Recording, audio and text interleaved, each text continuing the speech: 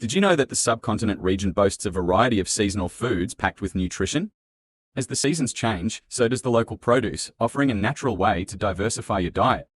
In summer, mangoes and lychees are not just delicious, but they are also rich in vitamins and antioxidants. Come winter, the humble carrot, a staple in many subcontinent dishes, provides a good dose of vitamin A. Leafy greens like spinach thrive in cooler temperatures and are iron-rich, promoting better blood health. Incorporating seasonal foods into your meals is not only nutritious, but also supports local farmers.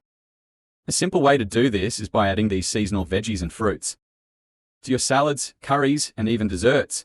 Seasonal eating also promotes environmental sustainability, as it reduces the demand for out-of-season produce. By embracing the seasonal bounty, you're not just nourishing your body, but also contributing to a healthier planet. So next time you shop, look for what's in season locally and enjoy the nutritional and environmental benefits.